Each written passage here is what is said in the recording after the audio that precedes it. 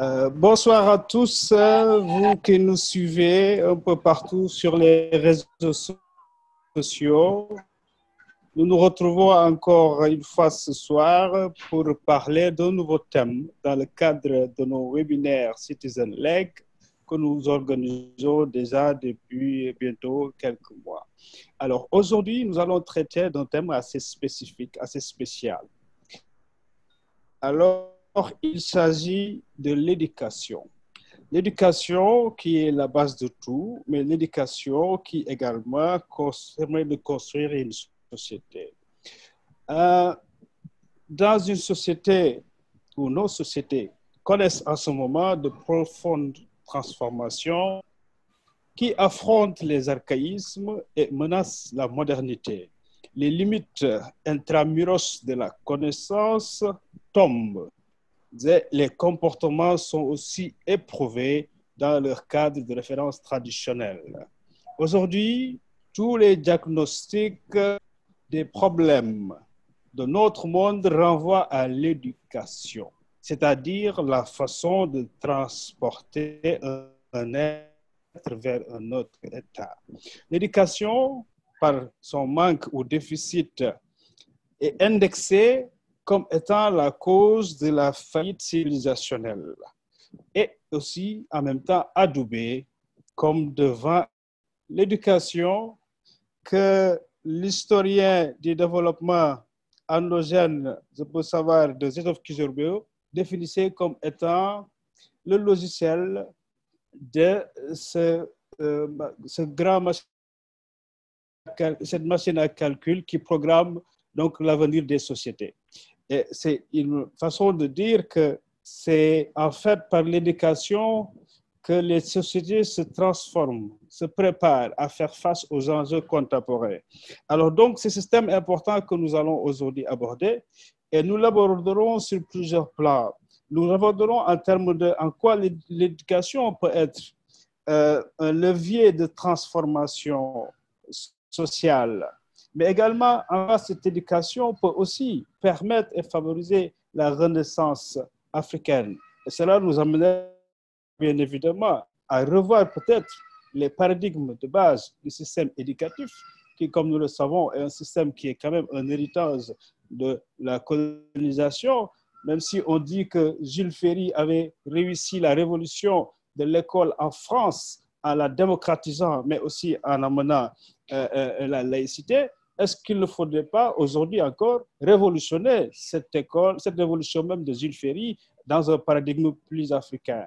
Mais aussi, c'est se poser des questions sur le contexte actuel du monde et que l'Afrique doit aussi assumer sa place dans le monde actuel. Alors que cette Afrique, pour se projeter dans ce monde et assumer véritablement sa place, comment devrait-elle aussi utiliser toutes les opportunités qui se présentent aujourd'hui à elle et qui sont des opportunités tout à fait démocratiques que chacun peut prendre et utiliser. Et donc, ça nous amènera certainement à parler également de tout ce potentiel que le développement technologique permet.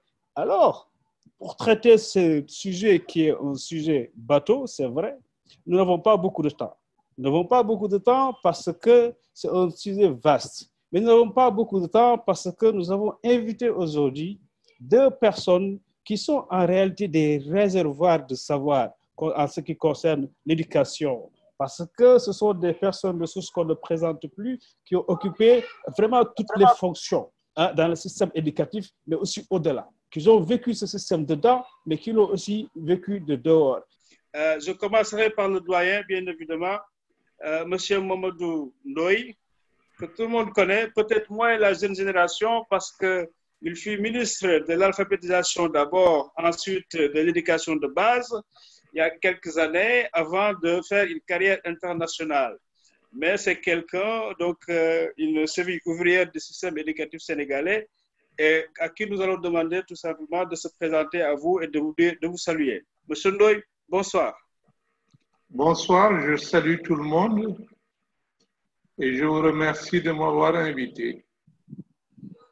Merci beaucoup. Alors, au professeur Marie Tonian également, que nous connaissons, mathématicien émérite, mais qui a occupé aussi de hautes fonctions dans le système éducatif. Monsieur professeur, bonsoir.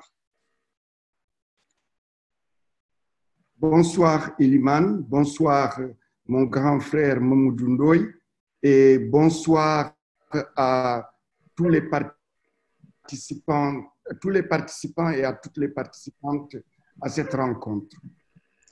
Alors, merci beaucoup. Nous allons démarrer et pour les points introductifs, je vais commencer tout simplement par M. Ndoye, Mamoudou Ndoye.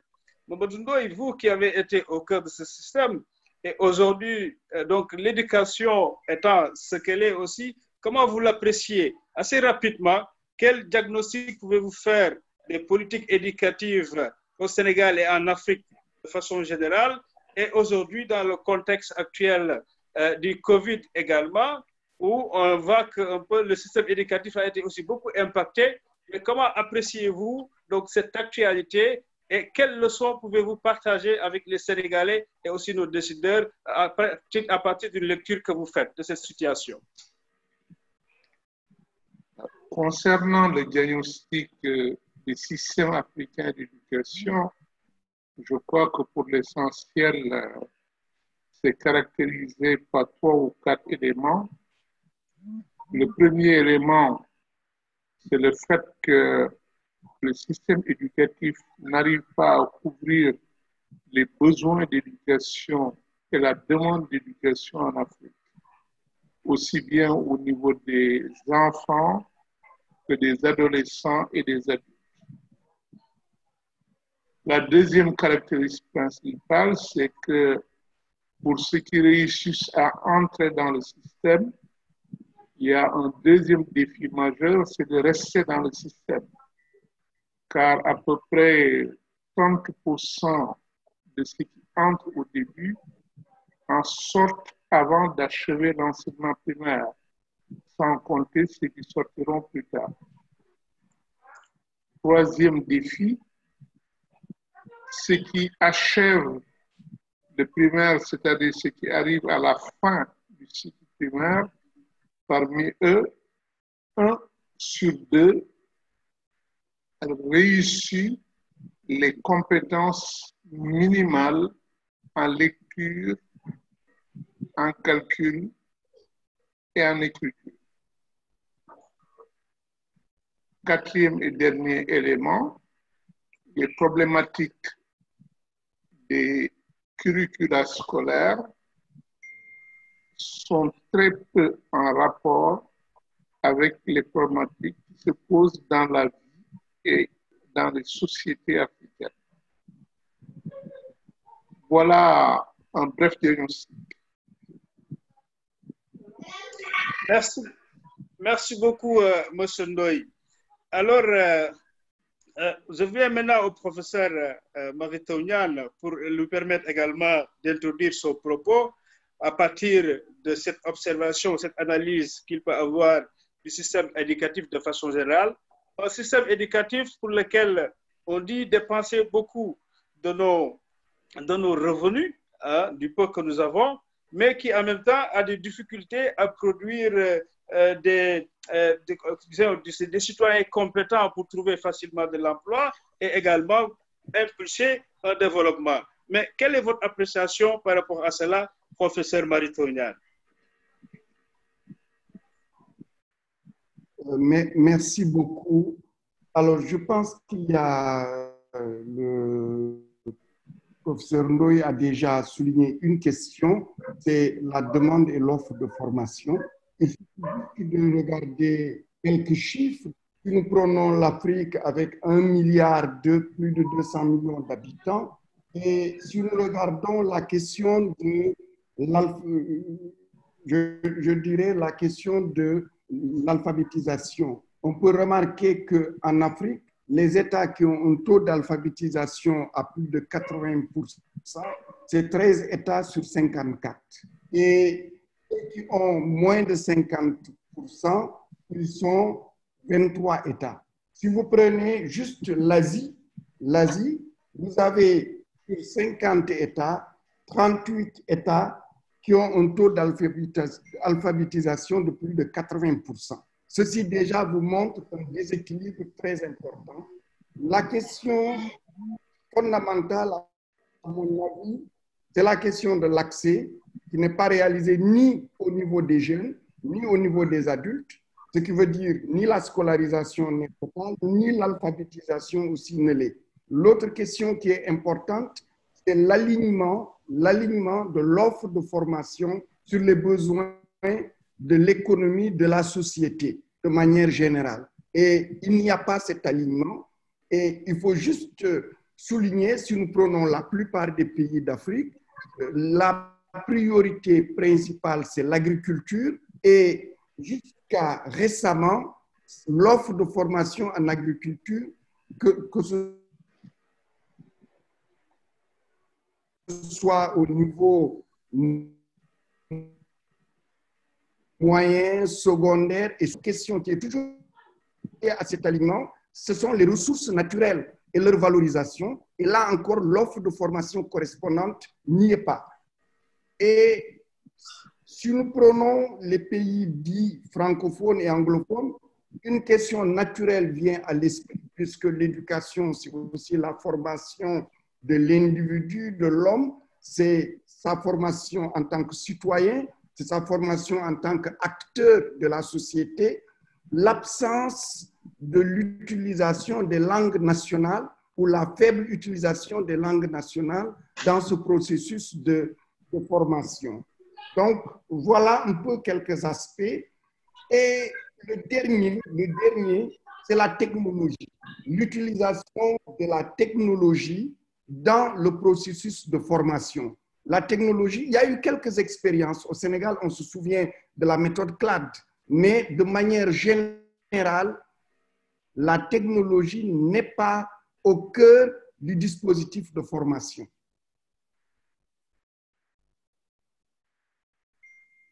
Tout à fait.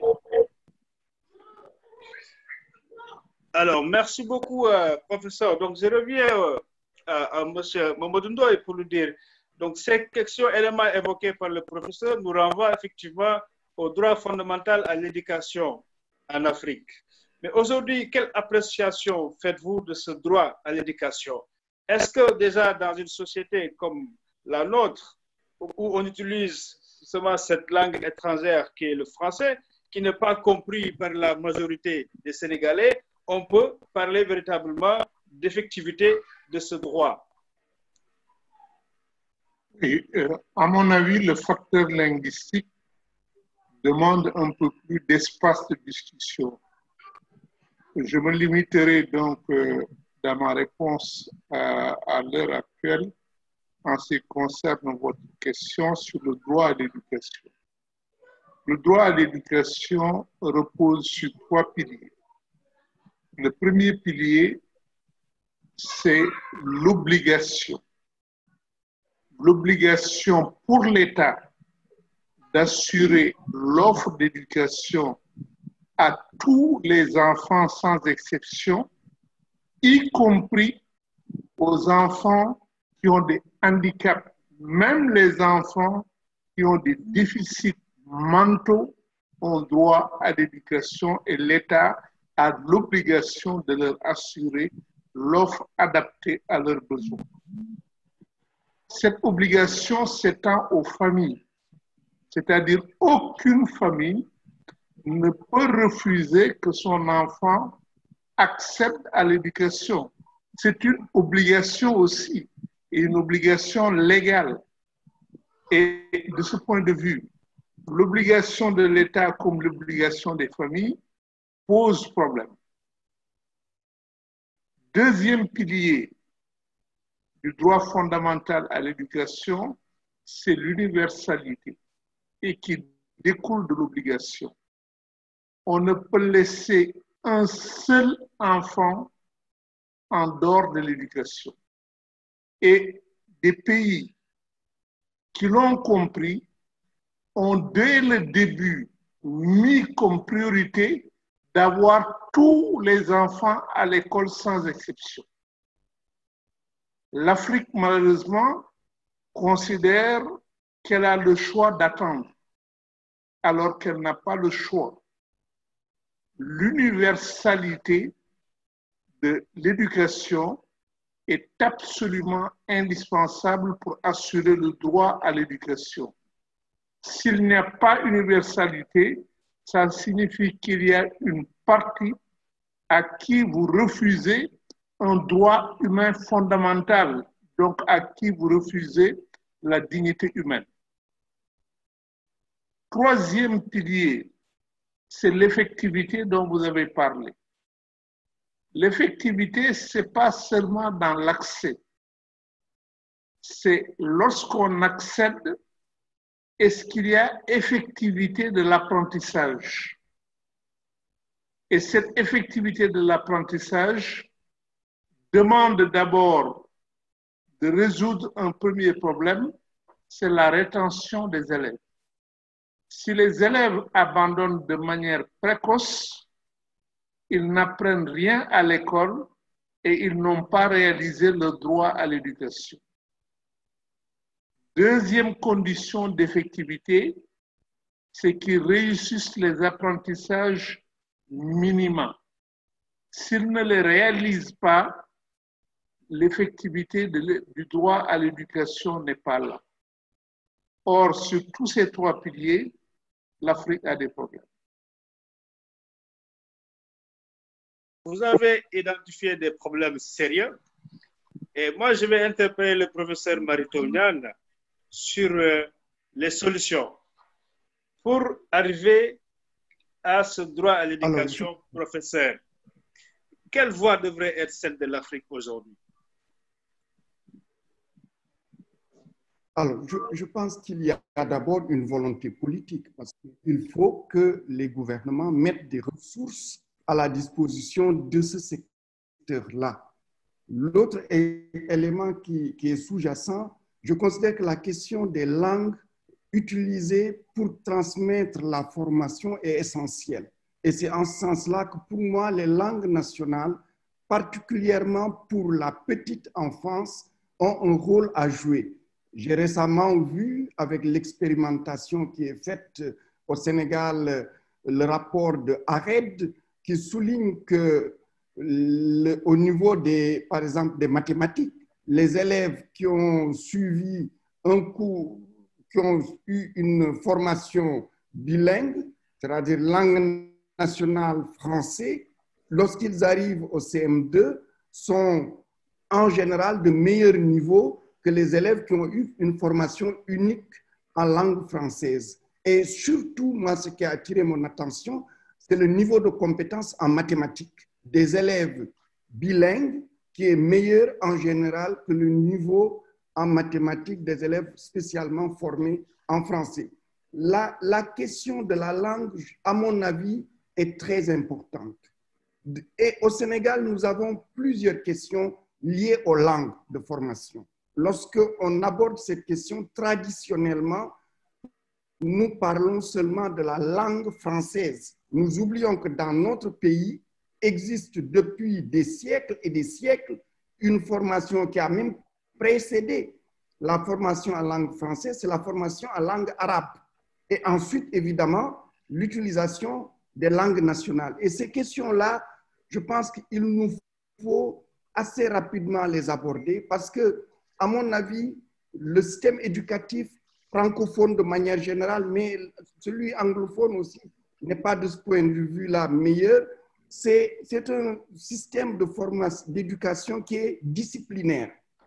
On ne forme pas réellement l'enfant, l'homme, à être un citoyen et un acteur dans le projet de développement. Moi, j'aime souvent rappeler que l'éducation, le système éducatif ou l'éducation de manière générale ne peut pas être neutre, ne peut pas être incolore et inodore. Elle porte un projet de société qui est en train de se réaliser.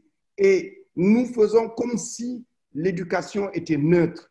Et je pense que c'est un des handicaps. L'autre handicap qui est aussi, à mon avis, important, c'est les exigences. Tout à l'heure, le professeur Ndoye en a un peu parlé, les exigences minimales. Mais là encore, ces exigences minimales, il faut que nous les alignons sur nous ce que nous voulons. Parce que traditionnellement, là encore, souvent, il y a des exigences universalistes et tout cela, c'est vrai. Mais nous avons aussi des exigences qui correspondent au niveau de développement, qui correspondent à nos ambitions de développement. Et ces exigences-là, à mon avis, il faudrait aussi que nous puissions les revoir. L'autre question pour terminer sur ce point, c'est l'alphabétisation. La population adulte qui est très importante, qui ne sait pas lire et écrire. Nous ne pouvons pas construire le développement si nous avons une frange importante de la société qui n'a pas accès à l'éducation, qui n'a pas accès à la formation, qui ne sait pas lire, qui ne sait pas écrire, qui ne peut pas se documenter. Un agriculteur qui ne peut pas lire les itinéraires agricoles, etc. Un éleveur qui ne peut pas lire tout le processus d'élevage d'une vache laitière ou d'une vache de chair, etc. Je pense que cette question, elle est critique. Si nous regardons les pays d'Amérique latine, c'est une question qu'ils ont à peu près réglée, sauf Haïti. Si nous regardons les pays d'Asie, ils ont fait aussi de très gros progrès dans ce sens-là. Et ce sont essentiellement les pays africains, en tout cas une bonne partie, il y en a quelques-uns qui ont fait de grands progrès, mais la grande majorité reste encore en l'état. Et je pense que nous avons là un défi, et c'est un défi qui ne peut pas se régler, à mon avis, de manière administrative traditionnelle. Il faut une mobilisation de la communauté de ceux qui ont appris, que ce soit les étudiants, que ce soit les élèves d'un certain niveau, pour pouvoir assurer, comme on dit, éradiquer l'analphabétisme au niveau des différents pays africains. Parfait. Vraiment, merci, professeur. Je vois qu'il y a déjà énormément de questions qui défilent et je voudrais inviter ma collègue en ligne. C'est Fanta ou Djenaba pour reprendre les questions des internautes. Bonsoir, Eliman. Oui, Djenaba, oui. Bonsoir et bienvenue. Allez, vas-y pour les questions. Merci. Bonsoir au professeur Marie-Toniane et bonsoir au doyen Mamadou Ndoye. C'est un plaisir et un grand honneur de vous retrouver dans cette réunion virtuelle. Alors, oui, nous avons déjà des questions. Il y a M. Mamadou Dramé qui dit, M. Mamadou Ndoye, merci pour votre intervention. L'universalité du droit à l'éducation est-elle circonscrite à l'éducation formelle? L'une des réalités de l'Afrique est l'éducation non formelle, exemple d'ara et informelle en famille et les bois sacrés. Nous en avons d'autres vraiment qui foisonnent. Il y a Madoukan aussi qui demande, au-delà du droit à l'éducation, de l'éducation pour tous, le vrai problème n'est-il pas le contenu? Un contenu adapté à nos valeurs, basé sur un projet de société qui va au-delà de la simple instruction. L'éducation nationale, c'est aussi pour toutes les couches de la population, pas seulement les jeunes. Alors, Eliman, on y va ou je lis toutes les questions? Oui, non, je pense qu'il y en a suffisamment. On peut laisser nos invités réagir sur cela. Professeur,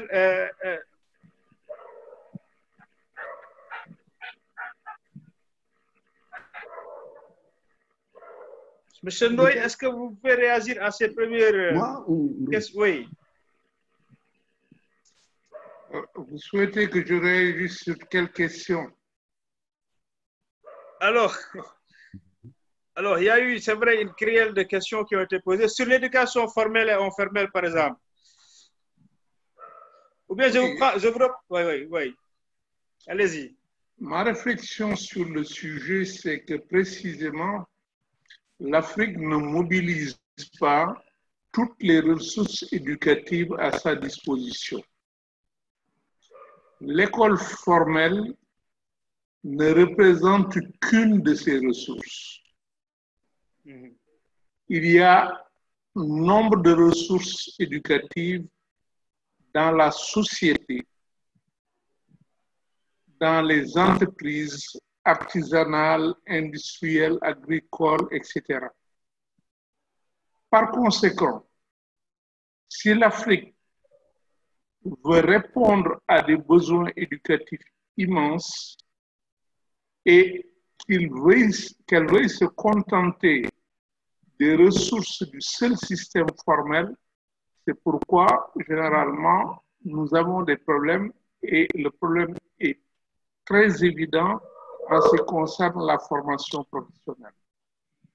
Comment peut-on comprendre qu'aujourd'hui, 90% au moins de nos ouvriers, maçons, plombiers, menuisiers, etc., aient été formés dans un apprentissage informel ou non formel et que l'on considère que la formation professionnelle classique est le moyen privilégié et que ce moyen privilégié n'intéresse qu'une petite minorité de travailleurs aujourd'hui pour le pays. Et aujourd'hui, s'il y avait une fertilisation croisée entre justement le formel, le non formel et l'informel dans ce domaine, certainement les ressources éducatives non seulement seraient beaucoup plus disponibles pour pouvoir répondre aux besoins, mais en plus seraient plus adaptées. Il y a eu des projets, par exemple, pour les mécaniciens, pour les initier à une haute technologie, c'est-à-dire les préparer à prendre en considération l'évolution de l'informatique au niveau des véhicules. Alors, le projet a consisté simplement à bâtir un partenariat avec les artisans mécaniciens, les apprentis et quelques formations qui détenaient justement la technologie en question. Et cette formation a permis d'injecter aujourd'hui dans ce secteur de nouveaux éléments qui sont capables de prendre en charge la réparation de tels véhicules, ce qui était impossible dans le passé. Cela veut dire que nous en avons d'autres. Je peux donner l'exemple où à Zanzibar, il a suffi que le ministère de l'Éducation entame un dialogue avec les autorités religieuses qui avaient des ressources éducatives énormes pour que l'éducation pré-primaire passe de 2 à 3% à 86% avec la participation des autorités religieuses et des maîtres coraniques qui ont été initiés, bien sûr, à prendre en charge le développement psychologique et les soins à la petite enfance. Donc, nous n'avons pas ces partenariats croisés qui permettent de mobiliser les familles, les communautés, les différentes autorités, là où se trouvent les ressources éducatives. Et c'est un problème que l'Afrique doit résoudre si elle veut faire face justement aux besoins d'éducation et de formation. Excellent. Alors, on va voir quelle est la réaction du professeur Mary-Teuw Niane sur ces questions, mais je le relance avec cette question qui lui est directement adressée par Mohamedou Ngom. Est-ce que l'éducation se limite seulement à l'école? Qu'en est-il, par exemple, des daara au Sénégal? C'est pour réagir également sur les autres questions énoncées précédemment. Oui, je pense qu'au niveau des daara, il y a déjà une évolution qui est en cours. C'est l'arrivée des daara modernes, c'est-à-dire la possibilité, à côté de la formation religieuse traditionnelle, d'insérer une formation dans les langues, une formation dans les sciences et dans les métiers. Et ceci, évidemment, aura beaucoup d'impact s'il y a une généralisation de cela. Il faut souligner qu'une étape très importante a été franchie en juillet 2013, lorsque, sur notre proposition, le président de la République a créé le baccalauréat arabe avec les filières littéraires, les filières équivalentes aux séries S1 et et les filières équivalentes au CELI S2. Ceci permettait déjà de formaliser d'une certaine façon le parcours de ceux qui faisaient le Dara, puis aller dans les écoles arabes, arriver au bac et qui, jusque-là, étaient obligés d'aller dans les pays arabes pour faire le baccalauréat et entrer dans l'enseignement supérieur. Maintenant, il faut généraliser tout cela. Il faut, c'est vrai, il y a aussi une autre expérience qui est importante et qu'il faut généraliser, c'est les valorisations des acquis de l'expérience. Et dans la VAE avait commencé à être expérimentée au niveau de l'artisanat, au niveau de la formation des apprentis et des maîtres aussi, des maîtres formateurs à ce niveau-là. Et je pense que c'est quelque chose qui va permettre de mieux prendre en compte tout ce dispositif informel d'ateliers qu'ont les artisans, où ils ont des apprentis qu'ils forment et pour lesquels il n'y a pas de certification. Et cela permettrait de le prendre en charge. Mais de manière générale, il faut souligner que l'une des difficultés fondamentales, qui est aussi la cause, peut-être l'une des causes principales du retard que nous avons dans la formation professionnelle, c'est le plateau technique. Parce que la formation professionnelle suppose avoir un plateau technique disponible. Et c'est la même chose d'ailleurs. Sûrement, nous y reviendrons dans la suite sur les questions de formation en sciences et technologies, l'existence de laboratoires, de salles de travaux pratiques dans les établissements pour que les enfants puissent s'exercer. Et ces plateaux techniques, à notre avis, sont essentiels pour que nos jeunes puissent, à l'âge qu'ils ont, comparé aux autres jeunes du monde, pouvoir avoir une expérience similaire. Enfin, nous l'avons juste effleuré, c'est la formation des formateurs. Lorsque nous parlons des langues nationales, il faudrait bien qu'il y ait des formateurs certifiés comme le sont les formateurs en langue française ou en anglais, etc. Au niveau aussi de la formation professionnelle, il faut des formateurs de qualité qui puissent permettre de former les jeunes ou d'accompagner les adultes, parce que cette formation aussi concerne les adultes, pour qu'ils puissent avoir un niveau équivalent à ceux qui font ces formations au niveau international. Je vais vous donner juste un exemple. La Corée du Sud, lorsqu'elle a été dans le processus de mise en place du capital humain, est allée chercher des formateurs japonais pour assurer la formation professionnelle des jeunes Coréens du Sud. On sait très bien il y a une certaine animosité entre les populations coréennes du Sud et japonaises liées à l'histoire de ces deux pays, mais ce pays n'a pas hésité à aller chercher des formateurs et à acheter des machines-outils au niveau de l'Allemagne pour avoir un plateau technique suffisamment étoffé.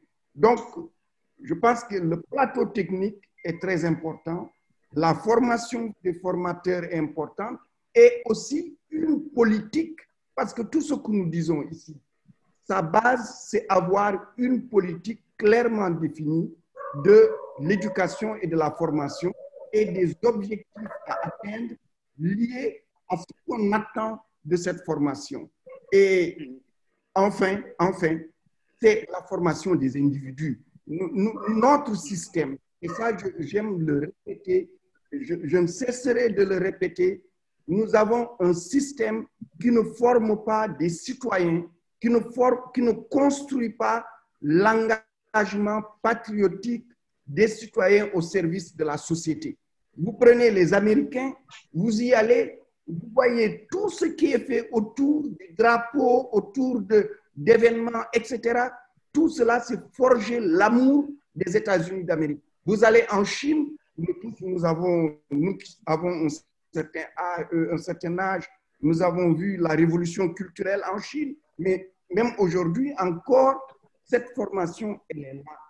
Je pense que les pays africains oublient l'éducation, ce n'est pas simplement venir à l'école étudier des matières, comme on dit, et ensuite partir.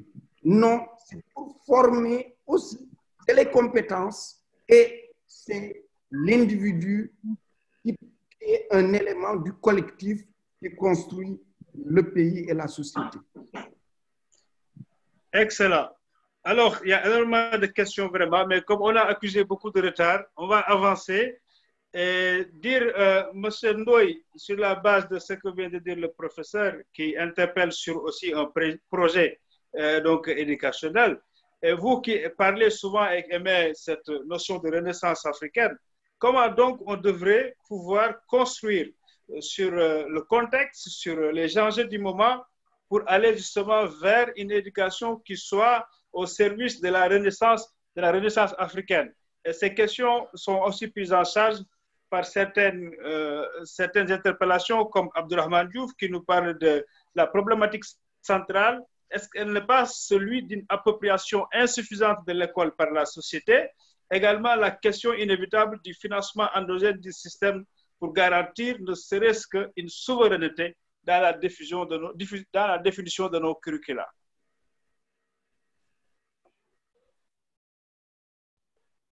Je dirais qu'un projet éducatif, un véritable projet éducatif, n'est jamais isolé. Il dépend d'un projet de société. L'éducation est au service de la société. Et nous avons généralement le tort de penser que l'éducation est un secteur isolé et qu'il est possible de construire quelque chose dans l'éducation que la société n'accepte pas. Et le projet de société est le fil conducteur pour un projet éducatif. Vous avez parlé tout à l'heure du facteur linguistique. La question des langues à l'école, je vous disais qu'on ne pouvait pas passer comme cela. Un pays qui n'a pas de politique linguistique ne peut pas avoir une politique de langue à l'école. La politique linguistique dépasse largement l'école. Or, sur les 9 politiques linguistiques identifiées dans le monde, on a remarqué que la plupart des pays africains, à quelques exceptions près, étaient dans une politique linguistique de laisser faire, de laisser aller. C'est-à-dire qu'il n'y a pas de véritable orientation. Et même si cette orientation existe dans les esprits, en tout cas, cette orientation n'est pas explicite, élaborée et présentée comme telle. Pas de politique linguistique. Alors, si vous n'avez pas de politique linguistique, quelle politique des langues vous allez mener à l'école? Les Français ont été très clairs sur leur politique linguistique. Ils ont une politique d'assimilation. Ils l'ont fait en France comme ils l'ont fait en Afrique. Ils ont une politique d'assimilation. C'est un type de politique. Ça signifie j'impose une langue et une seule. Ce qu'ils ont fait dans leur pays, parce que dans leur pays, au moment de la Révolution, il y avait même plusieurs variantes du français. Ils ont décidé de prendre une seule variante et de l'imposer comme standard du français et d'interdire toutes les autres variantes et d'utiliser l'école comme moyen d'affirmer cette variante-là. Et si nous avons une autre politique, d'abord nous devons la rendre explicite en Afrique. Et c'est le premier problème de l'Afrique, rendre explicite. Et en second lieu, maintenant, définir comment la politique linguistique éducative va se dérouler. Et ce problème n'est pas un problème simple parce que les modèles d'introduction des langues ne sont pas les mêmes. Il y a des modèles qu'on appelle des modèles soustractifs et des modèles qu'on appelle modèles additifs. Et dans les modèles additifs, il y a les modèles à soustraction précoce, les modèles à soustraction semi-précoce ou semi-tardive, les modèles à soustraction tardive, et il y a les modèles entièrement additifs. Et le choix de ces modèles dépend justement de la politique linguistique du pays. Par exemple, au Sénégal, nous utilisons très souvent dans nos expérimentations un modèle à soustraction précoce ou semi-précoce. Or, toutes les évaluations qui ont été faites sur les modèles montrent que ces modèles sont les moins performants en ce qui concerne l'utilisation des langues africaines, dans un cadre évidemment de bilinguisme, parce qu'il s'agit de cadre de bilinguisme. Le projet éducatif, c'est exactement la même chose. Ses finalités, c'est des finalités politiques, des finalités sociales, des finalités économiques qui répondent justement au projet de société que se fixe le pays. Et de ce point de vue, effectivement, c'est ce qui soulève la condition préalable de ce projet ont raison, parce que pour réformer ou pour refonder un système éducatif, on a besoin d'un cap stratégique. Et c'est en fonction de ce cap stratégique qu'on construit l'orientation de la réforme et les choix d'orientation de la réforme. Excellent. Alors, professeur, certainement, ça suscite beaucoup de réactions à votre niveau. Mais avant d'arriver, surtout, ensuite, on vous permettra également d'entrer dans le champ véritablement des opportunités actuelles que permettent la science, les nouvelles technologies, les mathématiques qui sont votre domaine de prédilection, mais aussi le numérique aujourd'hui. Comment, avec tous ces instruments-là, nous pouvons quand même arriver à révolutionner notre système éducatif tout en le mettant dans l'orbite de la Renaissance africaine. Merci beaucoup. Je pense qu'il faut absolument que nous sortions un peu du champ scolastique et scolaire pour aller vers un champ plutôt pragmatique. Vous savez, il y a une chose qui m'a frappé un peu durant mon expérience d'enseignant-chercheur et puis aussi de décideur en étant recteur, directeur du FR, recteur puis ministre. Et vous savez, les conditions ne sont jamais réunies ensemble pour faire quelque chose, et particulièrement dans les pays comme les nôtres. Et c'est là où je pense qu'il est essentiel qu'il y ait de la volonté politique, des décideurs, de la volonté aussi à tous les niveaux, parce que le système éducatif, c'est un système dans lequel chacun joue un rôle et il est important que chacun joue ce rôle-là. Et pour moi, la question des langues nationales peut vraiment être quelque chose qui ne perturbe pas de manière, je dirais, complète le système, mais qui permet d'améliorer le système et qui permet de se l'approprier. Et particulièrement, quand je parle des langues nationales, je ne parle pas simplement à l'école, je parle aussi pour les adultes.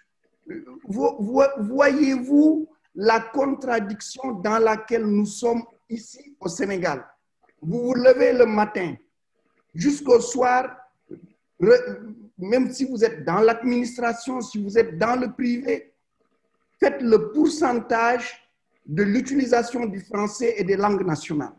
Vous allez arriver facilement à voir que plus de 50% de votre temps, vous avez utilisé les langues nationales. Et pourtant, ces langues ne sont nulle part reconnus officiellement. Vous ne les voyez pas dans les journaux. C'est vrai que ces derniers temps, il y a quelques journaux qui sortent quelques articles. C'est la publicité. La publicité a compris le rôle des langues nationales. La publicité utilise les langues nationales. Vous allez dans WhatsApp. Dans WhatsApp. Vous savez, les messages écrits de WhatsApp, moi c'est quelque chose qui me frappe, qui est extraordinaire. Les personnes qui ont eu quelques rudiments de français écrivent en langue nationale, en Wolof, en Pulaar, tout ce que je comprends. Et ils se battent pour écrire. Alors, comment se fait-il que nous n'assumions pas cela? L'autre question, pour toujours revenir, parce que nous traînons des lacunes que nous n'avons pas critiquées. Nous traînons des concepts qu'on n'a pas critiqués. Le concept de laïcité, c'est ce concept qui fait que les questions religieuses sont à la fois au cœur de notre société, mais à la fois dans tout ce qui est officiel, elles sont extérieures. Et comme disait l'autre, étant extérieure, elles rentrent par la fenêtre. Mais quelle est notre conception de la laïcité? Est-ce que c'est la conception de la laïcité née de la Révolution française où on a coupé la tête des prêtres et autres? Ou est-ce que nous, la laïcité que nous définissons, c'est l'égal traitement du citoyen par rapport à sa religion? Si c'est cela, il n'y a aucune raison que la religion ne soit pas étudiée à l'école. Je pense qu'il nous faut poser clairement les questions. Parce que sinon, elles vont nous rattraper. Et ce qui est en train de se faire d'ailleurs. Nous avons les mosquées dans les écoles, nous avons les mosquées dans les espaces publics, et la logique voudrait qu'elles n'y soient pas. Et donc, je pense qu'il nous faut regarder ces questions-là. L'autre question, et celle-là, elle rejoint la construction du citoyen, j'en ai parlé, je ne reviendrai pas. Dans la Renaissance africaine, il est essentiel toute la place que doit occuper l'histoire, les sciences sociales et les sciences humaines, qui ont un rôle essentiel pour armer le jeune, le citoyen, l'adulte, pour qu'il participe à cette construction de la société.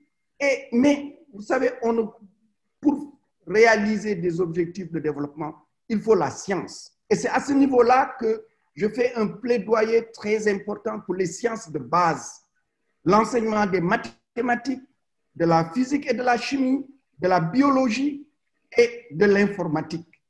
C'est indispensable si nous voulons que nos pays puissent être, d'abord jouer le rôle, comme on dit, s'approprier leurs propres ressources, mais en même temps que nos pays puissent être respectés par les autres pays dans les échanges dans le monde économique et tout cela. Donc, les sciences de base, c'est extrêmement important. Et la pédagogie à utiliser. Parce que nous avons souvent, je dirais, une pédagogie stérile. C'est-à-dire une pédagogie où on vient, on débite des choses. Le doyen Ndoye est beaucoup plus spécialisé que moi sur ces questions. Mais moi, je parle juste d'expérience. La pédagogie, elle doit être créative, elle doit produire, aider le jeune non seulement à s'approprier les connaissances, mais à les utiliser, à être créatif et à innover. Et c'est dans ce sens-là que le rôle de la science, de manière générale, et de la technologie est critique pour l'Afrique. Et c'est pourquoi, d'ailleurs, les instances africaines ont pris cette question à bras le corps. Nous avons des mines, nous avons des ressources extractives, nous avons l'agriculture, nous avons l'eau, nous avons beaucoup de choses qu'on ne trouve qu'en Afrique. La forêt, par exemple. Nous avons les ressources halieutiques, nous avons l'élevage. Mais ces questions-là, si nous voulons en tirer le maximum, il faut utiliser la science et la technologie. Aujourd'hui, vous voulez fabriquer des semences, Si vous ne maîtrisez pas la biotechnologie, c'est vrai, vous aurez des semences, mais vous allez durer, vous allez mettre plus de temps. Si vous voulez, aujourd'hui, nous sommes à l'époque du Covid-19, mais nous avons la chance d'avoir au Sénégal l'IRSF et l'Institut Pasteur qui ont permis de faire des avancées sur cette question, et surtout l'Institut Pasteur avec son test. Mais nous avions mis en place un projet, la Cité du Savoir, avec une plateforme de génétique moléculaire, avec le supercalculateur et avec les microscopes électroniques. Ceci nous permet d'être au même niveau que les laboratoires de recherche dans le monde. Et il est donc essentiel que nous mettions de l'argent. Parce que ça aussi, je le dis, j'ai été ministre de l'Enseignement supérieur. Je sais combien les ministres de l'économie et des finances sont radins pour donner des ressources pour des équipements scientifiques. N'est-ce pas? Or, il nous faut ces équipements. Oui, ça je le dis, hein, je le dis même pour mes collègues ministres de l'enseignement supérieur, pour qu'on puisse leur dire, donnez-leur de l'argent pour acheter des équipements. Il ne faut pas que nous allions faire certaines analyses à l'étranger. Faisons-les chez nous. Absolument. Et tirons-en profit. Donc, ce développement scientifique est essentiel. Et quand on arrive à cette question, il faut quand même interroger le monde où il va.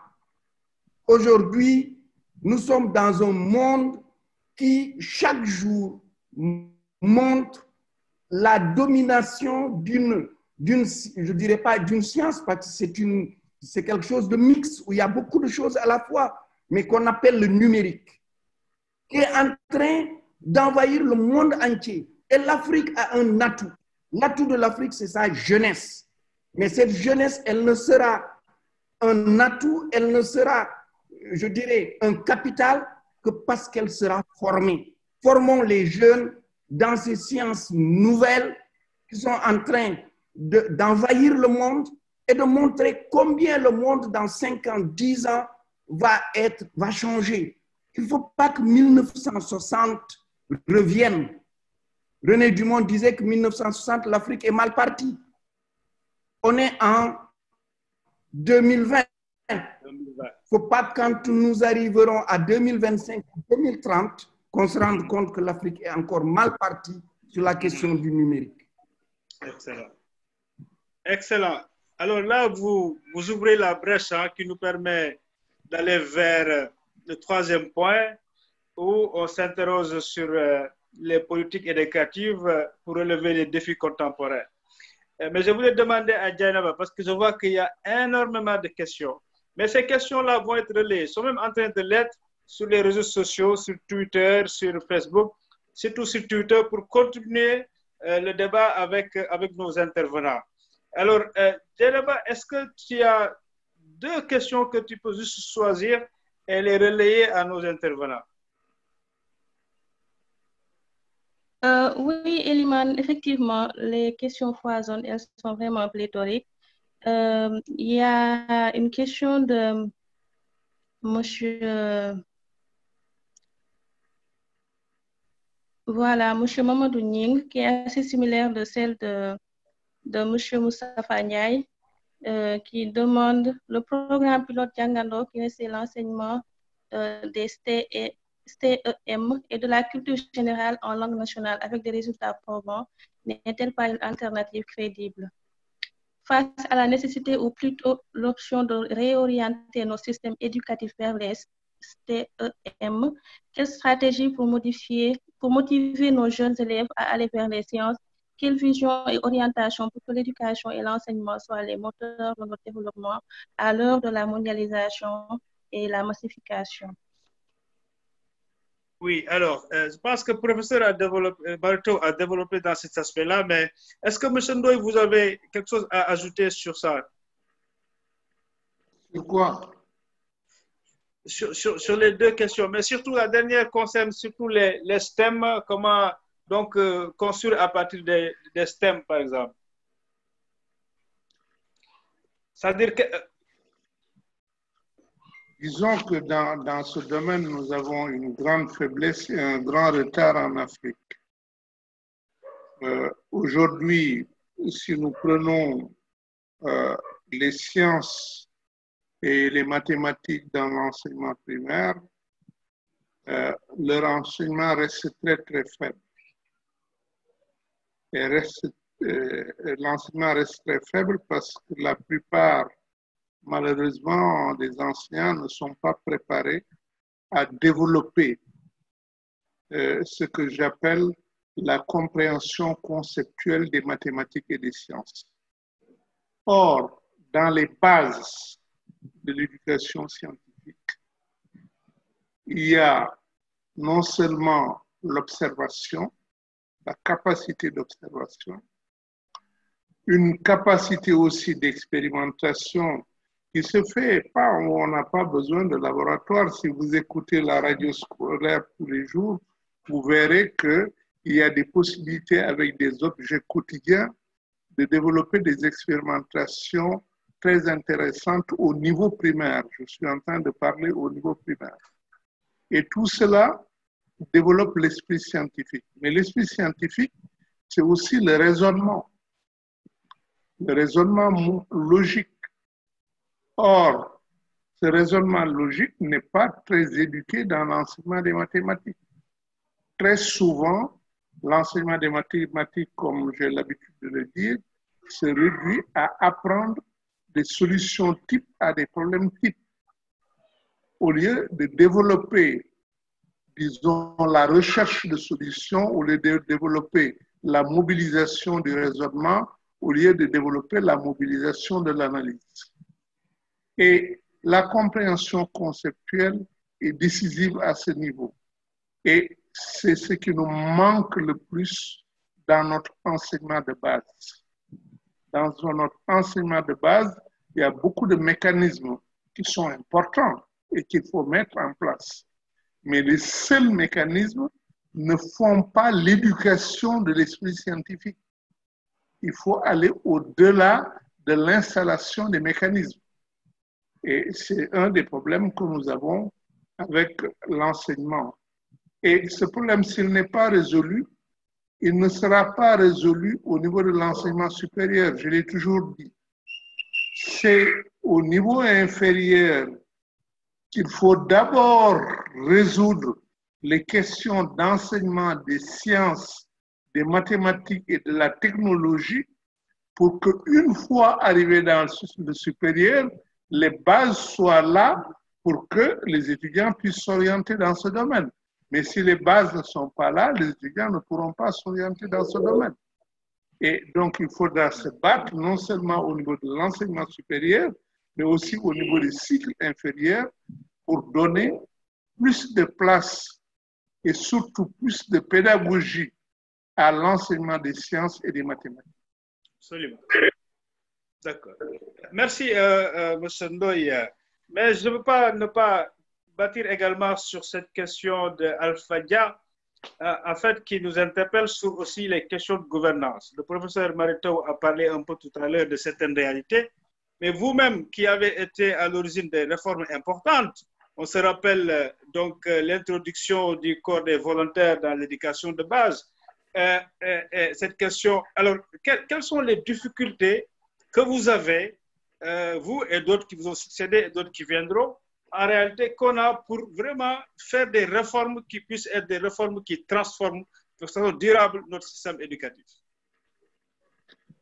Les difficultés des réformes au Sénégal, comme d'ailleurs dans d'autres pays, c'est que le modèle éducatif en place a moulé l'élite intellectuelle.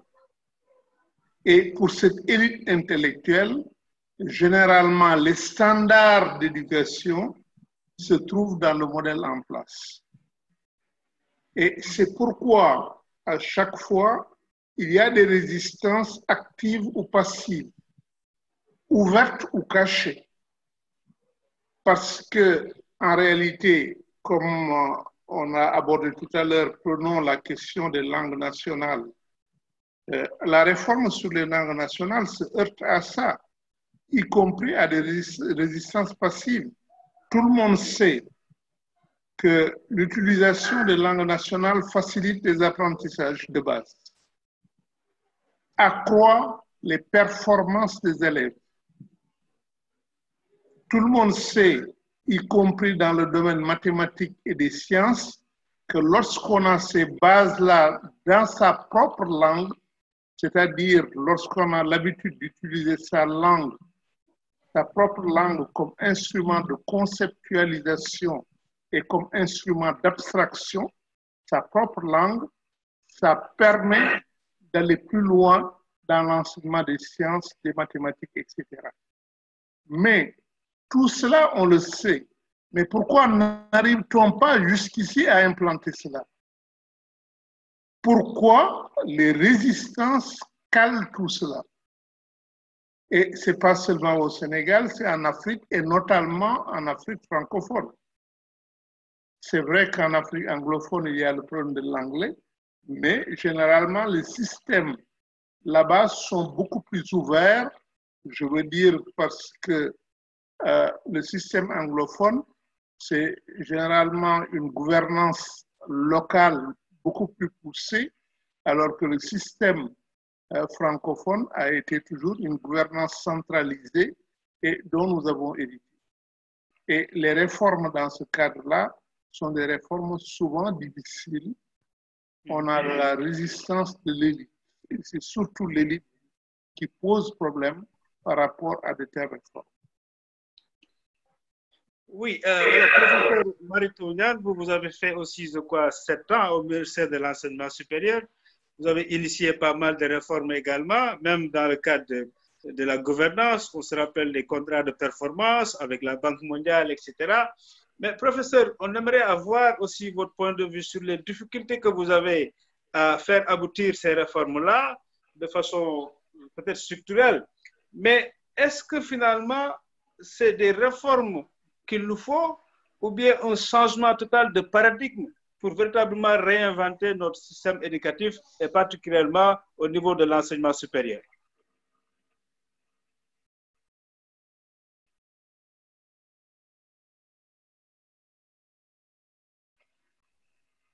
Professeur?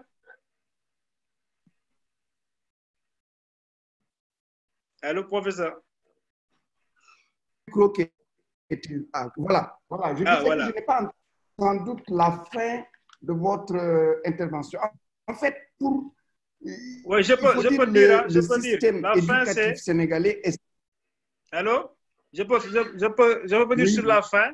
La fin, je disais que, est-ce qu'en fait, il ne faut pas aller au-delà des réformes, qui souvent sont des réformes aussi parfois dictées par des institutions partenaires, mais aller vers un changement radical de paradigme dans l'éducation fédérale, mais particulièrement l'enseignement supérieur? Je pense que nous sommes allés dans ce sens-là. La réforme de l'enseignement supérieur que nous avons eu à mener sur instruction du président de la République n'est pas partie d'une injonction d'une quelconque institution internationale. C'est extrêmement important. Nous avons tenu une réforme à partir des directives du président, une réforme qui a été inclusive puisqu'elle a fait participer tout le monde, y compris les élèves des classes de terminale, les collectivités, les élus, les enseignants, les étudiants. Et nous avons abouti à 78 recommandations que nous-mêmes nous avons transformées en un plan d'action autour de 11 décisions. Et ces 11 décisions en 68 directives. C'est un projet décennal. C'est extrêmement important de le savoir et je vais dire déjà la première difficulté dans les réformes au niveau du système éducatif. Les réformes demandent de la durée. Ce n'est pas comme réformer une administration, réformer une entreprise, autre. Non, ça demande de la durée. Et si vous n'avez pas cette durée-là, la réforme ne peut pas aboutir avec toutes ses conséquences. Et nous avons mené un système aussi planifié. C'est-à-dire, sur ces 10 ans, chaque semestre, nous évaluons les étapes que nous dépassions. Donc, c'est un système global. Pourquoi? Ce système est parti d'une vision. La vision, elle est celle-ci. Faire de l'enseignement supérieur et de la recherche un levier du développement économique, social et culturel de notre pays. C'est une rupture par rapport à ce que nous avions. Puisque ce que nous avions, d'abord, il n'y avait pas de système. Les universités, chacune était indépendante l'une de l'autre et évoluait de manière comme elles voulaient. Deuxièmement, il n'y avait pas une politique de l'État. Pour une fois, il y avait une politique. Et tout le monde, donc, devait suivre cette politique-là. Mais la première difficulté, c'est la continuité des réformes dans la durée. Ça, je pense que tous les ministres qui sont passés à l'éducation rencontrent cette difficulté-là. La durée, cela. L'autre élément important, c'est la mobilisation des ressources. Vous savez, en disant l'enseignement supérieur, levier du développement économique et social, cela suppose des réformes structurelles dans les curricula, dans même les plans de carrière des enseignants, dans la gouvernance des universités, dans le dispositif de formation et dans le dispositif de recherche. Donc, c'est tout cela qui a été mis en place. Et enfin aussi, l'accès, parce que nous parlons de l'accès à l'éducation de base, mais l'accès aussi à l'enseignement supérieur. Cette question, nous l'avons réglée en disant que tout bachelier avait le droit d'accéder à l'enseignement supérieur dès lors qu'il s'inscrit sur la plateforme. Donc, l'accès. L'autre chose, c'est la capacité de recherche, parce que enseignement supérieur et recherche sont intimement liés. Et c'est en ce sens-là que les laboratoires sont importants, que les équipements scientifiques lourds sont importants. Et sans ces équipements, tout ce que nous disons, c'est de la théorie.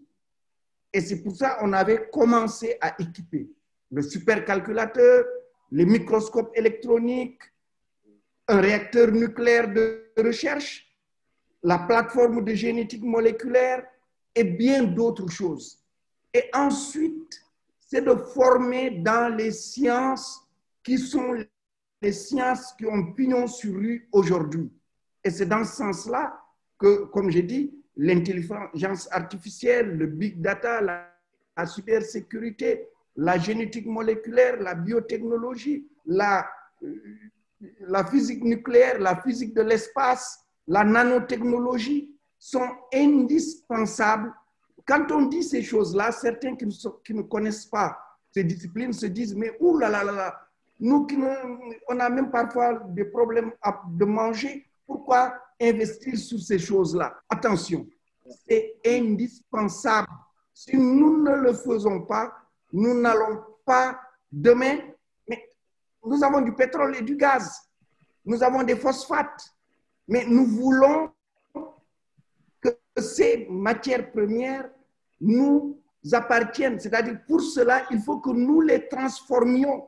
Et pour les transformer, nous avons besoin de compétences sénégalaises, africaines, dans ces domaines-là. Alors, il y a quelque chose qui traverse tout l'esprit. Tout à l'heure, le doyen Ndoye en a parlé, c'est la construction de l'esprit scientifique. Nous avons du retard sur cette question, la construction de l'esprit scientifique. Et nous le voyons d'ailleurs, nous le vivons avec le Covid-19.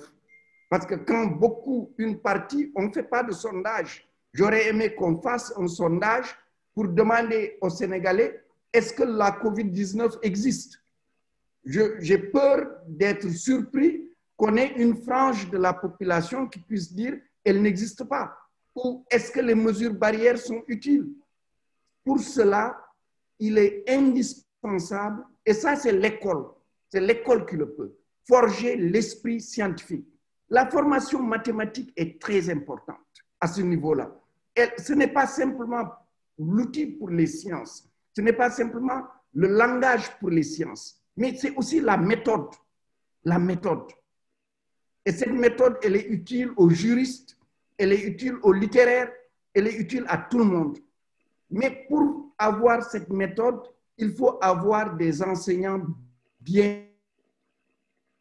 De la même façon Moi, je peux dire, nous, quand nous étions à l'école primaire, nos instituteurs faisaient beaucoup de travaux pratiques, d'expériences, de travaux artistiques avec nous. Et ceci peut-être nous a beaucoup motivés. Mais est-ce que nos instituteurs formés aujourd'hui ont ces compétences-là? Je pense qu'il nous faut voir, et c'est là où c'est important, d'avoir un projet éducatif important. Et c'est ce projet-là qui va aussi guider la formation des formateurs, la formation des instituteurs, la formation des enseignants, etc. Les réformes, il en faut. C'est indispensable, mais il faut leur donner la durée qu'il faut. On ne peut pas faire ceci aujourd'hui, demain on change, on fait telle autre chose, après-demain on fait telle autre chose. Non. Et c'est ça notre difficulté. Merci beaucoup, professeur. J'aurais souhaité vous interpeller également sur des questions relatives à la créativité, à la place de l'innovation, surtout que le problème aussi de l'éducation, formation, emploi qui interpelle de part ailleurs les entrepreneurial skills, donc sont aussi importantes pour nous. Alors, je vous permettrai de le faire tout à l'heure, mais on va aussi basculer vers la partie Wolof aussi, dans ce cas-là, parce que ça interpelle justement tout le monde, les parents qui veulent que leurs enfants aient du travail aussi, on peut expliquer en des termes faciles, dans la langue qu'ils comprennent, comment effectivement on peut travailler sur ces questions-là qu'on a tendance à évacuer, même à marginaliser. Au moment où on constate qu'il y a beaucoup de Sénégalais qui sont très créatifs. On a vu ces temps-ci énormément d'inventions qui sont faites par des Sénégalais, même certains dont le niveau n'a pas été très élevé. Avant de partir sur cette partie à Wolof, j'annonce que la prochaine session, ce sera lundi prochain, portera sur le tourisme et l'industrie culturelle. Et nous aurons aussi comme invité un universitaire, M. Mamadou Kane, qui enseigne à l'Université de Thiès, et également Oumi Regina Sambou, qui est une journaliste et observatrice du milieu culturel. Alors, je rappelle également à cette occasion qu'à partir de maintenant, nous sommes aussi accompagnés par la Fondation Enrich Ball, qui nous rejoint dans ce travail après avoir vu l'intérêt des webinaires que nous sommes en train de faire, et nous remercions cette fondation-là qui vient s'ajouter donc au partenariat qui existe déjà entre l'ex-Africa, entre Guider et également l'IT Sénégal. Donc j'en profite pour aussi saluer tous ceux qui travaillent derrière, Rokhaya, Mahadi sur les communications, Nias qui s'occupe de la réalisation de tout ceci. Il y a, tout à l'heure, on a entendu Dianaba sur les questions, mais qui travaille aussi sur la capitalisation qui se fait sur les webinaires. Également, ceux qui ne sont pas là loin de nous, donc je peux parler de Ndeye Absa loin là-bas à Abidjan, mais qui fait un travail extraordinaire dans le dispositif. Alors, on va passer au Wolof, et je vais commencer par M. Ndoye. Comment vous pouvez nous faire un résumé un peu des idées clés que vous avez développées ici pour que en Wolof, nos compatriotes puissent saisir donc la quintessence du message. Madame Tibir, tu Wolof rek, M. Ndoye.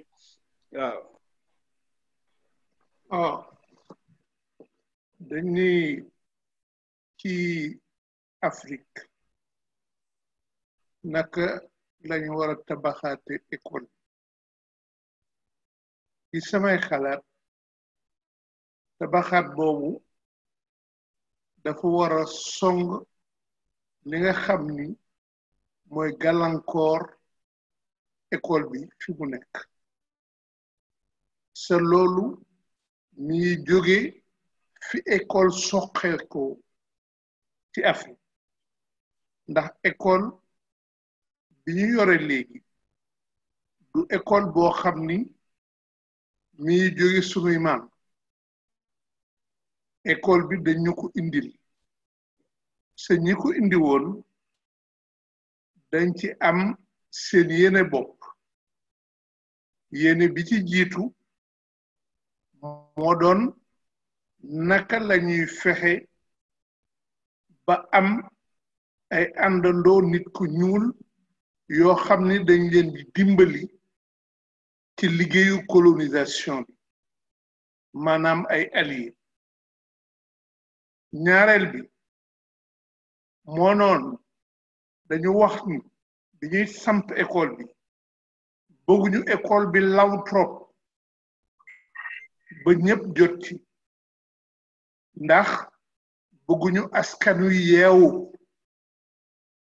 kon école bi day fa am fuñ ko war a yemale ba nga xam ni du yee askan wi ñaar yooyu moo samp école bi ci biir Afrique ñaar yooyu nag bu fekkee ni bëgg nañ tabaxaat école bi foog ñu xeex ko bi ñu amee sunu indépendance ñuy tudde père de l'indépendance li ñu jëkk a jublu ci loolu la conférence bi ñu def 1963 dañ ni woon dinañ tabaxaat école bi ba xale yépp jot ci à l'époque waxoon nañ ni 1980 au plus tard ñépp dinañ jot ci jàngale bi ñu tudde école primaire loolu ba léegi fii ñuy toll ñu ngi koy wut sa jotuñu ko ñaareel bi itam waxoon ne dañ koy xeex wante xeex boobu moo gën a nasax moo doon nu ñuy fexe ba école bi nekk sunu école xeet sunu école làkk sunu école culture loolu itam sori wuñ ca looloo tax bu fekkee dañu bëgg a tabaxaat école bi ñaar yooyu ci lañu war a jëkk sumb waande tabax école bi mënul yem ci loolu ndax léegi am na ay soxla yoo xam ni Afrique soxla na ko sa soxla yooyu mën nañ ko méngaleeg soxla yi nga xam ni àdduna daf ko soxla kon nag jumtuwaay yi nga xam ne dañu am ci àddina yooyu itam il faut que Afrique jot ci jumtuwaay yooyu nag wax nañ ni li nga xam ne li ci gën a am solo la mooy ñu fexe ba ñu delloo ñu sunu identité li ñu tuddee renaissance africaine identité boobu nag ci ñetti mbir la mbir mu jëkk bi mooy sunu làkk yi naka la ñuy fexe ba ñoom ñu nekk ci li ñuy jàng ñaareel bi mooy sunu aada naka la ñuy fexe ba jot ko xam ko sunu xam-xamu maam yi seen jëf-jëf yi naka lañ koy xabe ñetteel bi mooy histoire Afrique naka la demee ñett yooyu moo ñuy mayaat sunu identité li ci des mooy li ñu tuddee science moo ko gàttale naka lañ ciy jote science bi nga xam ni tardé nañ ci sa ñu nekk ci léegi àdduna boo xam ni boo amul loolu day mel ni bokkatoo ndax li doxal àdduna tey ak ñiy jiital àdduna loolu lañ yore maanaam ñi ngi toll ci li ñuy wax ay économie du savoir sa loolu créativité innovation sophistication loolu moo koy joxe sa loolu bu ñu duggul ci science bi duñ ko mën a jot dugg ci science bi nag du rek am benn élite boo xam ni ñii ñi ngi wax nañu leen di tudd fii mbaa ñu ngi leen di tudd fële déet loolu du dugg ci science bi dugg ci science bi day ñuy am non seulement élite boobu waane dañu am base scientifique bu large boo xam ne ñi jot science bi bari nañ ci réew bi même askan wi war na jot wàllam ci li ñu tudde culture scientifique ndax loolu itam ci yeewoom ak mënam ci la bokk loolu nag bu may gàttal pour bañ a jeexal lépp moom la ñu waxtaan jërëjëf jërëjëf Ndoye vraiment leer na trop ñu pulaar naan laa bi cer macha allah alors ñu dem ci pulaar beneen bi waaye wolof lay wax tey kii di professeur Mary Teuw Niane professeur lan ngay joxe comme message ci wolof tënkaay rek question yi fi jógee ak li ma mujjee wax ci wàllu jëm ci ndaw yi tamit naka la ñu mën a amee seeni liggéey jëlee ko ci tàggat boo xam ne tàggat bu am njëriñ la boo xam ne mooy système bu ñuy teg fii.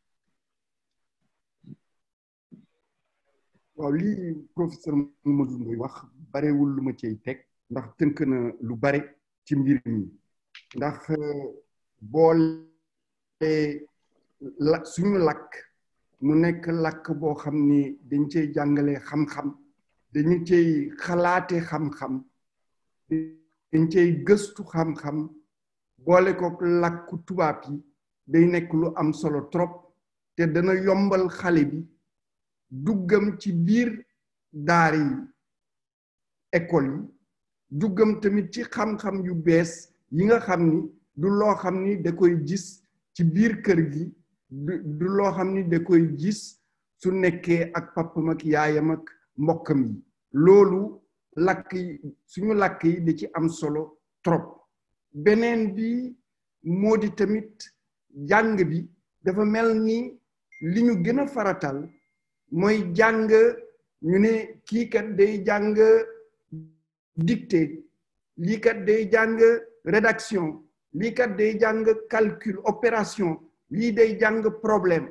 wante dañu fàtte trop yar nit ki tàggat nit ki ci jàng la bokk loolu nag suñu aada day loo xam ni da ci sax bu baax a baax loolu war na dugg ci biir école yi muy école yi nguur gi moom muy école yi nga xam ne ay nit moo leen moom ndax jàng day tabax nit soo tabaxul nit ki su fekkee xam-xam kese la yor su moytuwul xam-xam bi du ko jëfandikoo ni nga xam ni moom la ko askan bi soxlee muy xam-xam buy jëriñ réew mi jëriñ askan bi jëriñ ko moom jëriñ tamit ak képp koo xam ne ci àdduna si nga nekk bon loolu dafa am solo trop beneen bi moo di li jëm ci jàng métier ndax suñu école yi dëgg la dañu farataloon bu jëkk li ñuy wax enseignement général mooy jàng xam-xam yoo xam ni doo seet ndax am na njëriñ wala amul njëriñ te gis nañu ni suñu buggee suñu réew jëm kanam am na ay xereñ yoo xam ni doomu askan bi war nañu ko am xereñ yooyu nag mooy tax ñu am ay këru xëy ay industrie yu mel noonu nga xam ne lu bare loo xam ne dañu koy jéggaane bitim réew ñu mun ko defar fii ci suñu réew loolu nag léegi ñu ngi ci tàmbali gis naa ni ñu ngi cay tàmbali ndax am na ay centre de formation am na yàgg na sax loolu moom ay CAP BEP BT BTS mais ñun ci daara yu koy taxawal nañu li ñuy wax ISEP Institut supérieur d'enseignement professionnel yooyu dafay indi suñu demee ba lënkale ko day indi ni xale bi tànn ni day def formation professionnelle mooy jàng métier mbaa def formation générale du nekk handicap ndax mun na jaar ci formation professionnelle dem ba def diplôme bi gën a kawe ci daara yu koy muy doctorat léegi xale bi mun na ko ndax su defee CAP BEP def BT su duggee ISEP mu am DISEP mun na def licence professionnelle def master def doctorat mais loolu ba léegi mun nañu encore gën ko yokk ngir yoon boobu mu nekk yoon bu rattax boo xam ni dana méngoo ak yoon bi nga xam ne moom la ñu tàmm mooy def école primaire def collège def lycée def baccalauréat dem université def licence master doctorat loolu suñu demee bi ñu tàmm ko dana soppi tamit doxalinu école bi leneen li ma cay yokk mooy njàngale bi ndax njàngale bi ci lépp lu ci ëpp ci la nekk njàngale bi nag li ci ëpp solo mooy jàngalekat bi ndax jàngalekat bi su fekkee ne am na yoo xam ni miin na ko xam na ko mën na ko dana mën a fexe ba mu neex xale bi muy jàngal ba xale bi sopp ko ba xale bi bëgg ko ba xale bi tamit mën ko su fekkee ni aussi jàppale nañu ko ci yenn jumtuwaay yoo xam ni war na ànd ak jàng bi loolu nag dafa am solo tamit trop leneen li moo di li nga xam ne professeur Mamadou Ndoye wax na ko mooy xam-xam yu bees yi ñun ñëpp tey gis nañu dañuy jëfandikoo xam-xam yu bees yi ndax am jafe na gis koo xam ne amul WhatsApp tey ci li ñu nekk nii ma nekk sama kër Ndoye nekk këram yéen xamu fan ngeen nekk ku nekk yaa ngi nekk fenn ñu ngi utiliser Zoom ak yu mel noonu ñu mun a jokkoo mel na ñun ñoo nekkandoo ci benn béréb loolu dafa am solo trop ci njàng xam ngeen ni li Covid bi ñëw mu tere dajaloo mu tere dankaloo loolu wane nañu jumtuwaay yu bees yi njëriñ la ci njàng mi ngir ñu jëfandikoo ko ngir tamit mun a dana wàññi njëgu tabax yi dana wàññi yenn ci jafe-jafe yi te dana tax jàngalekat bi mun a gën a jege tamit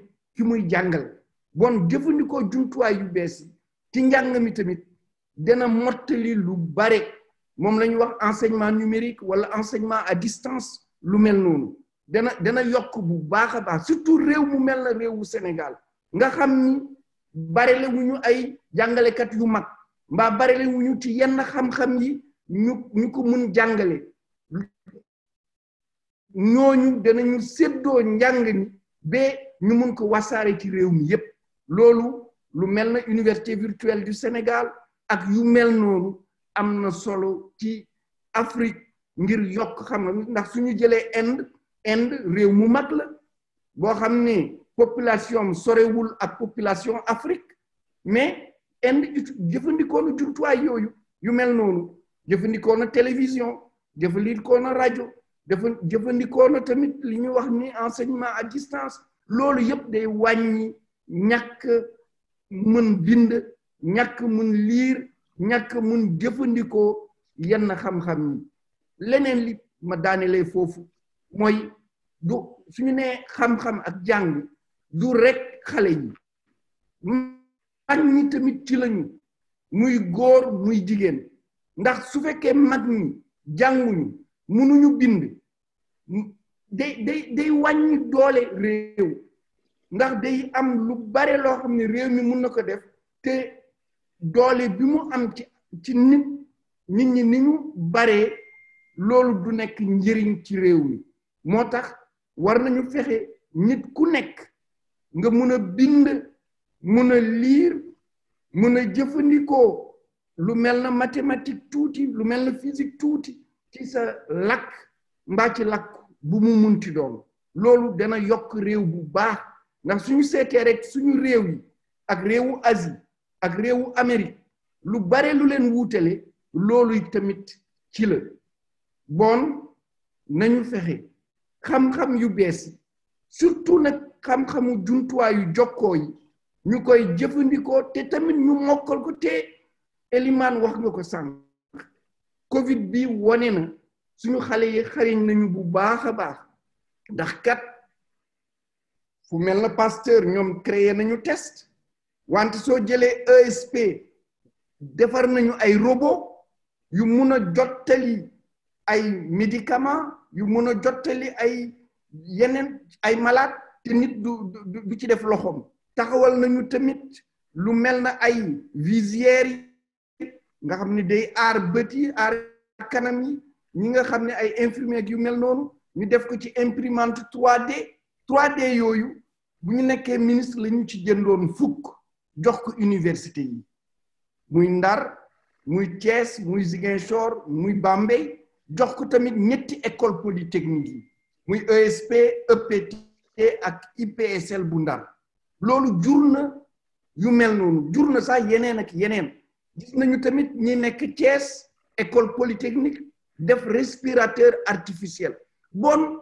xam-xam baa ngi fi wante war nañu leen jox jumtuwaay war nañu leen tamit jàppale xam nga nit su jàngee ba fent dara su fentee loolu fent bi du tax loolu mun a nekk lu ñu mun a jënd ak jaay dañu ko war a di ko gëstu di ko yokk di ko yóbbu ñu expérimenté ko ñu koy jëriñoo seet ndax dëgër na ndax mun na yàgg ndax du am njuumte ak yooyu loolu alal la laaj boo xam ne dañu ko ci war a def suñu ko ci defee nag ba mbir mi sotti dafa la aussi dafa am solo trop réew yépp dafa am li ñuy wax commande publique ñi def respirateur boobu su leen yàlla may ñu dem bi mu sotti suñu ko waree defar su amee entreprise bu ko war a defar wala nguur gi sax jàppale leen lu mel na DER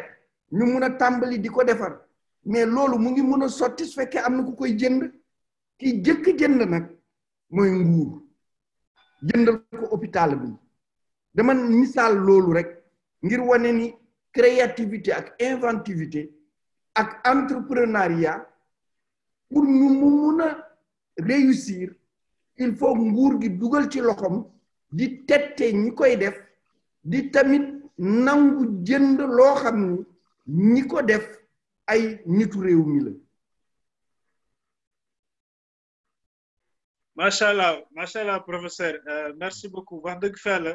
Man, je suis personnellement émerveillé par cette partie à Wolof qui est vraiment des messages, qui sont des messages très forts et nous allons les exploiter pour une large diffusion, donc aussi bien la partie française que la partie Wolof parce que les Sénégalais doivent entendre ce que vous venez de dire. Nous sommes donc à la fin. Il y a beaucoup de questions, mais malheureusement, elles pourront être traitées plus tard. On va vous envoyer pour poursuivre le débat à votre niveau aussi. Mais nous allons devoir maintenant fermer. Et je vais revenir pour vous, chacun, pour donner vos conclusions finales et saluer tous les Sénégalais et tous ceux qui nous suivent aujourd'hui à travers le monde. Je voulais avant cela, bien sûr, remercier également Fanta Diallo qui aujourd'hui est absente, qui c'est elle qui donnait relayer les questions, qui a une contrainte, mais également le jeune Djibi Ndiaye qui derrière fait ce travail extraordinaire en matière d'infographie et toute l'équipe que je viens de citer tout à l'heure. Donc, M. Ndoye et professeur Niane, on vous donne l'honneur de terminer cette partie par vos derniers messages, mais avant cela, je voudrais réitérer nos remerciements, nos très sincères remerciements de la part de tous les membres de JIDER, de l'ex-Africa, de Lead Afrique et tous les partenaires avec qui nous sommes, parce qu'aujourd'hui, nous avons non seulement battu des records au niveau du Zoom, mais aussi un peu partout.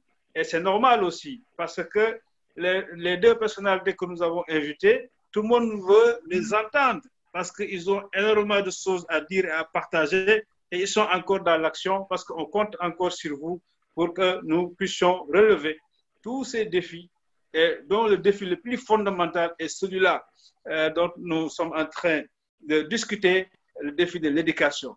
Donc, je reviens à vous pour votre mot de la fin. Professeur, ensuite, on termine avec votre aîné Ndoye. D'accord. Merci beaucoup. En fait, moi, parce qu'à travers ces échanges-là, je me suis fait une idée de ce que je comprends comme réinventer l'éducation en Afrique. Et ma conclusion, ce sera cela. Pour moi, réinventer l'éducation en Afrique, c'est bâtir une éducation enracinée dans nos meilleures valeurs de civilisation qui promeut la science, la technologie et l'innovation, qui à la construction d'un développement durable dans une société équitable, inclusive, solidaire et participative dans laquelle les individus et les communautés vivent leur bien-être. Voilà un peu ma perception de ce thème et c'est autour de cela que j'ai essayé d'échanger avec mon aîné Mamadou Ndoye et je voudrais donc le remercier, le saluer et saluer Eliman, saluer tous les participants, toutes les participantes et tous les participants, vous dire que j'ai lu vos messages. Malheureusement, je ne pouvais pas réagir en temps réel, mais j'ai vu tous vos messages. Je vous remercie en tout cas de cette interaction. Et en tout cas, Eliman, vous avez une belle plateforme et parce qu'il faut faire vivre le débat intellectuel sain. Et j'ai beaucoup aimé ce débat-ci qui est véritablement sain et enrichissant. Merci beaucoup. Merci beaucoup. L'honneur à notre aîné, à tous. Donc, Mamadou Ndoye. Oui, ma conclusion va dans le même sens, c'est-à-dire notre sujet réinventer l'éducation signifie non pas simplement les réformes que nous avons l'habitude de faire, mais c'est donner une vision du futur qui soit une vision suffisamment ambitieuse pour l'Afrique et comme cap justement de la transformation et refonder justement l'école sur cette base-là. Et nous avons une référence africaine forte en la matière puisqu'il y a la vision de l'Union africaine, notamment celle qui a été formulée dans l'agenda 2063 de l'Union africaine. Et dans cet agenda, on voit bien les grands piliers. D'abord, une forte identité africaine. Il faut que les enfants africains soient éduqués à être fiers de l'Afrique, à être fiers de leur histoire, à être fiers de leur culture, à être fiers de tout leur patrimoine, y compris leur patrimoine linguistique. C'est un premier élément de base. Le deuxième élément de base, il faut qu'ils aient les instruments pour construire la prospérité de l'Afrique.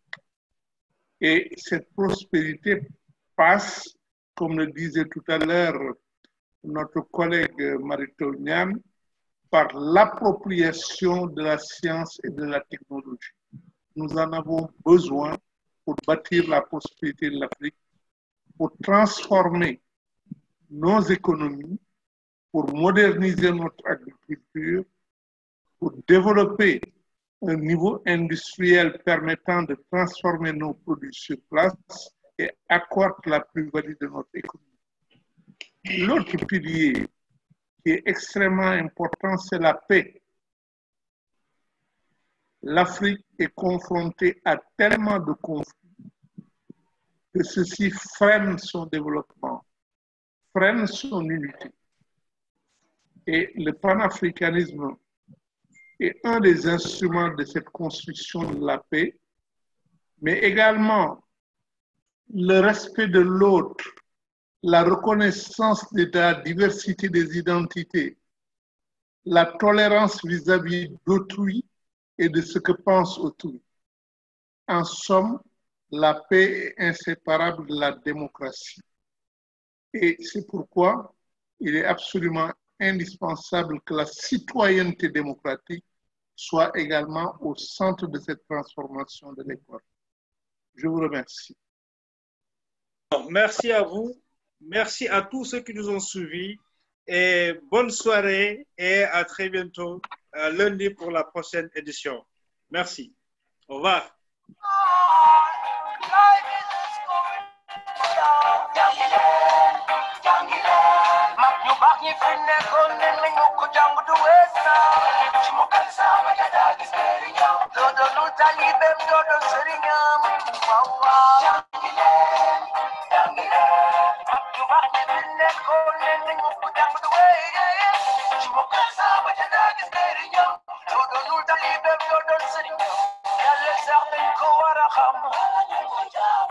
Come on, go home.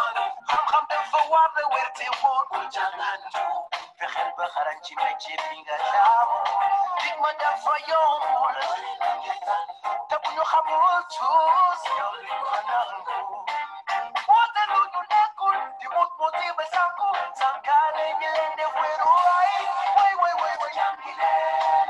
jàngi leen mag ñu baax ñi fi nekkoon ne nañ mu ko jàng du wees na ci mu kan saa ba daa gis njëriñam doo doon lu taalibeem doo doon sëriñam waaw jàngi leen